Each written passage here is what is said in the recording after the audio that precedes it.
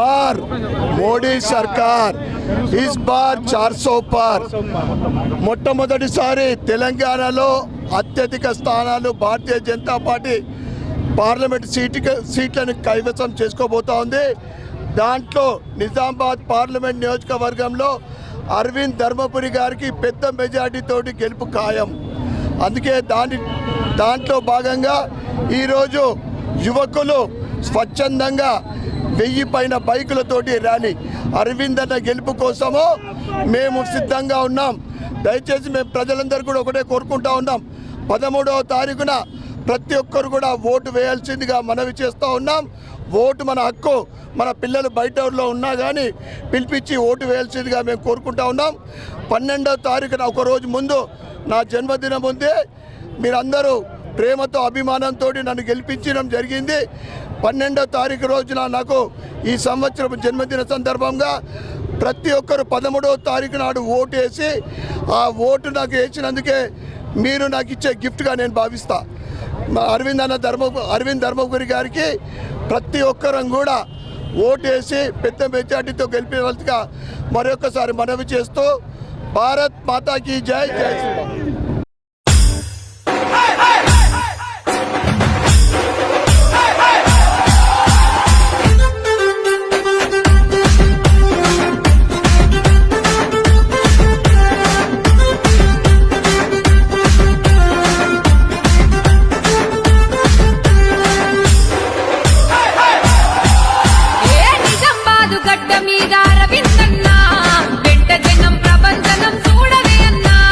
మోదీ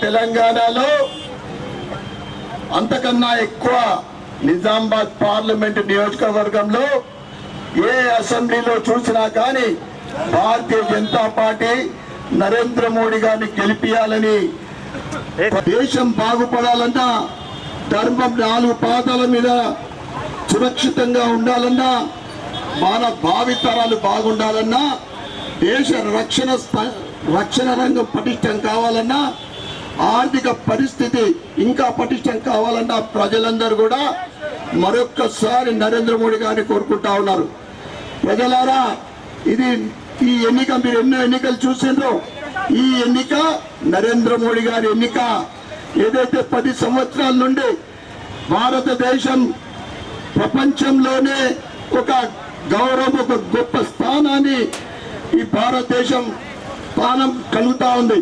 2047 వరకు విశ్వగురు స్థానానికి ప్రపంచంలోనే మొట్టమొదటి స్థానం కోసం ప్రయత్నిస్తున్న మన నరేంద్ర మోడీ గారు 10 సంవత్సరాల కాలంలో ఒక లీవ్ తీసుకోకుండా రోజు 18 గంటలు పనిచేస్తా ఉన్నాడు. కేవలము వారు ఒకటే చెప్పారు, నాకు 4 కులాలు, బడుగు బలైన వర్గాలు, రైతులు, మహిళలు, యువకులు. నరేంద్ర మోడీ గారి కుటుంబం లేదని కాంగ్రెస్ విమర్శిస్తే దేశ ప్రజలందరూ కూడా నేను నరేంద్ర మోడీ కుటుంబ సభ్యులని చెప్తా ఉన్నారు. ఇవాళ ఒక్క మచ్చ లేకుండా 13 సంవత్సరాలు సీఎంగా, 10 సంవత్సరాలు ఒక ప్రధానమంత్రిగా మచ్చలేని నాయకుడు నరేంద్ర మోడీ గారు పరిపాలిస్తూ ఉంటే, ఒకవైపు కాంగ్రెస్ అబద్ధపు హామీలతోటి 6 గ్యారంటీలు 420 హామీలతోటి ఒక్కటి కూడా అమలు చేయక, అమలు చేయలేమని తెలిసిపోయి భారతీయ జనతా పార్టీ పైన దుమ్మెత్తి పోస్తా ఉంది. నరేంద్ర మోడీ గారి పుస్తకం విప్పి చూస్తే ఒక మచ్చ కూడా కనిపించేది ఆయన జీవించే పుస్తకం. అదే రేవంత్ రెడ్డి ఏదైతే రేట్ ఎంతన్నా ఆయన జీవిత చరిత్ర పుస్తకం తీస్తే నోటుకు నోటు దొంగ, వెన్నుపోటుదారుడు, అవినీతి పరుడు. ఇది కాంగ్రెస్ ముఖ్యమంత్రి ఇప్పుడు ఏదైతుందో రేవంత్ రెడ్డి గారి చరిత్ర. ఈయనకు నరేంద్ర మోడీ గారి గురించి మాట్లాడడానికి అర్హత, అది కాలి గోటికి సరిపోని ఆయన నరేంద్ర మోడీ గారి గురించి మాట్లాడే అర్హత లేదు. రిజర్వేషన్లు పెంచుతా అని చెప్తా ఉన్నాడు. ఈ కాంగ్రెస్ వాళ్లకు చెవు వినపడతలేవు, కన్ను కనబడతలేవు. రిజర్వేషన్లు పెంచుతా అని చెప్తున్నాడు. ఎస్సీ, ఎస్టీ, బీసీలకు రాజ్యాంగాన్ని రద్దు చేయడం కాదు, రాజ్యాంగాన్ని 140 సార్లు సవరించింది మీరు మీ అనుకున్నాక కాంగ్రెస్ వాళ్ళు. ఇక హిందువులకు ఒక దుష్ట, అంటే కాంగ్రెస్ ఒక దుష్ట ఆలోచన హిందువుల ఆస్తుల పైన కన్నుపడ్డది. ఎందుకంటే కేవలం వాళ్ళు పనిచేస్తుంది గడ్డాలు పెంచుకునే కోసం, టోపులు పెట్టుకునే వాళ్ళ కోసం మాత్రమే. హిందువుల ఆస్తుల పైన, వాళ్ళ డబ్బు పైన, మన అక్క చెల్లెళ్ళ నగల పైన ఆస్తి పడ్డది, కన్ను పడ్డదో. వారు ఏదైతే ఢిల్లీలో కేంద్ర ప్రభుత్వము కాంగ్రెస్ ఏర్పడుతుంది, అది ఏర్పడది. సూర్యుడు ఎప్పుడైతే పడమర ఉదయిస్తాడో ఆ రోజు రాహుల్ బాబా అప్పుడు ప్రైమ్ మినిస్టర్ అయితే చూద్దాం. అది అక్కడ ఉదయించదు, ఆయన కాడు. కానీ ఏదైతే వాళ్ళు అవాకులు చివాకులు పెళ్తా ఉన్నారో 13వ తారీఖు రోజున మనమందరం కూడా పెద్ద ఎత్తున పొద్దున 7 గంటలకు వెళ్ళి 100% ఓట్లు వేయాల్సిందిగా మీ అందరికీ కూడా నేను మనవి చేస్తా ఉన్నా. ఇక్కడ అర్బన్ లో మీ అందరి ఆశీర్వాదంతో 75,500 ఓట్లతో గెలిపించినందుకు మీ అందరు కూడా నేను తలవంచి నమస్కరిస్తా ఉన్నా. అదేవిధంగా ఇప్పుడు మోడీ గారి ఎలక్షన్ ఇది 13వ తారీఖు రోజున మీరు బూత్ లోకి వెళ్ళి 1వ నంబర్ అరవింద్ ధర్మపురి గారు కమలం పువ్వైన ఓటేసి గెలిపించవలసిందిగా కోరుతా ఉన్నాం. కాంగ్రెస్ ఇంకేముంటది, కాంగ్రెస్ ప్రభుత్వం వస్తే ఏదైతే కాశ్మీర్ లో మళ్ళీ 370 ఆర్టికల్ పెడతారట. ఎందుకంటే ఈ ఇటలీ కాంగ్రెస్ మళ్ళీ పాకిస్తాన్ లో చేట్ల కాశ్మీర్ పెడతారన్నమాట. వాళ్ళు గెలిస్తే అయోధ్య రామ మందిరం మనం చూసినాం. 500 సంవత్సరాల తర్వాత అయోధ్య రామ మందిర తాళం చేయను మళ్ళీ బాబ్రీ మస్జిద్ వాళ్ళకు ఉపజెప్తారు. ఇవన్నీ కూడా ప్రజలందరూ కూడా అంటే చూసి కాంగ్రెస్ కు ఓడగొట్టడానికి సిద్ధంగా ఉన్నారు. ఏదో గాడిని గుడ్డని పెట్టుకుంటుంది. ఇప్పుడు కాంగ్రెస్ కు మిగిలినది ఒక్కటే, నరేంద్ర మోడీ గారి భారతీయ జనతా పార్టీ మరియు ఇక్కడ అరవింద్ ధర్మపురి గారి గెలుపుని ఎవరు ఆపలేరు. ఇందూరు నగరము కాషాయం గడ్డ, ఇందూరు నగరము కాషాయం గడ్డ. నరేంద్ర మోడీ గారి గెలుపు ఖాయము.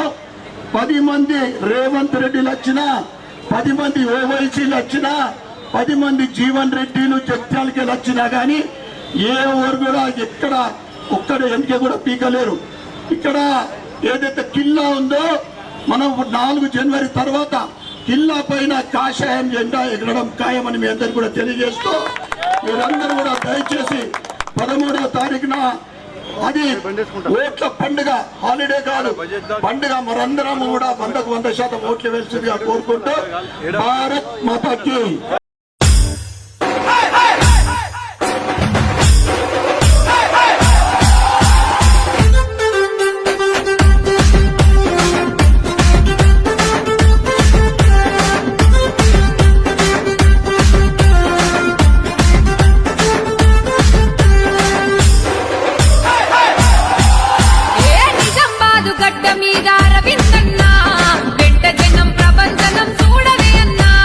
మోదీజీ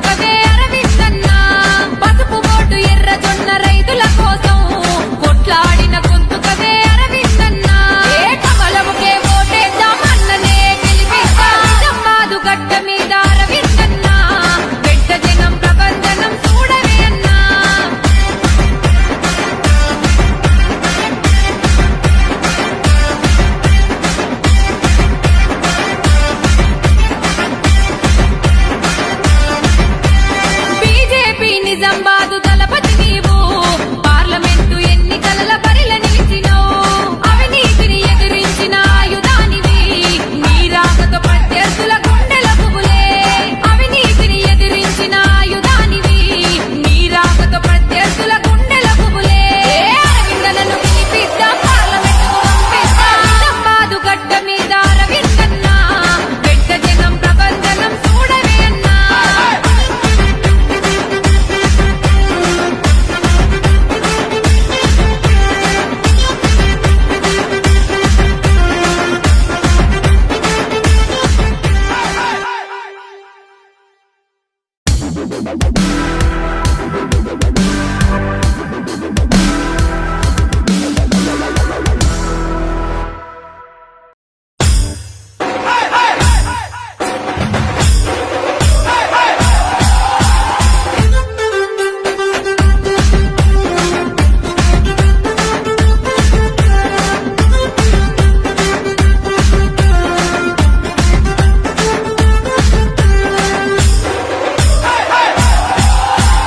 నిజామాబాదు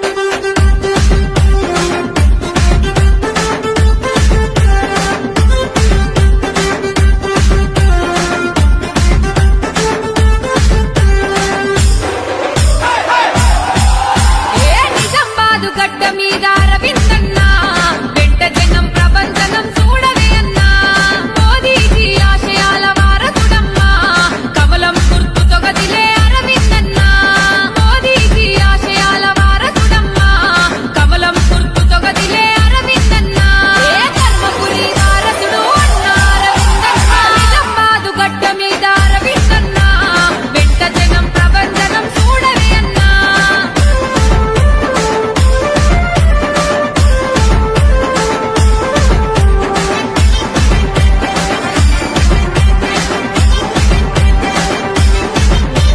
నిజామాబాదు అర్బను రూరల్ జనము కమలం జెండలు ఎత్తి నీతో నడిచెను మా అందరి సేవకుడు అరవిందన్నా నీ గెలుపుతో ప్రత్యర్థులు చిత్తే అన్నా నిజామాబాదు అర్బను రూరల్ జనము కమలం జెండలు ఎత్తి నీతో నడిచెను మా అందరి సేవకుడు అరవిందన్నా నీ గెలుపుతో ప్రత్యర్థులు చిత్తే అన్నా ఏ కమలం గుర్తు కోటేద్దాం అరవిందన్నను గెలిపిద్దాం నిజామాబాదు గడ్డ మీద అరవిందన్నా వెంట జనం ప్రబంధనం చూడవే అన్నా ఈ ర్యాలీలో పాల్గొన్న ప్రతి ఒక్క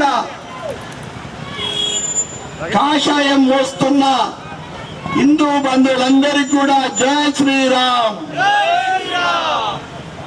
ఇదే విధమైన జోష్ 13వ తారీఖు రోజున 6 గంటల వరకు ఇంతకు రెండింతలు ప్రతి ఒక్కరితోటి ఓటేపిద్దాం, అరవిందన్నని గెలిపిద్దాం.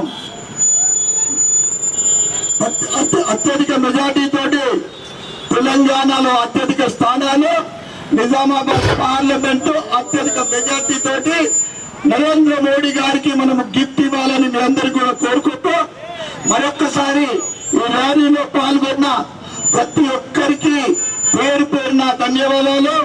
ఈ ర్యాలీని ఆర్గనైజ్ చేసిన సుధా మరియు పండు, ఇతర సంజయ్, ఆనంద్, వేదిక మీద ఉన్న కార్పొరేటర్లకు మరియు భారతీయ జనతా పార్టీ నాయకులకు, కార్యకర్తలకు అందరు కూడా పేరు పేరున ధన్యవాదాలు చెప్పుకుంటూ భారత్ మాతాకి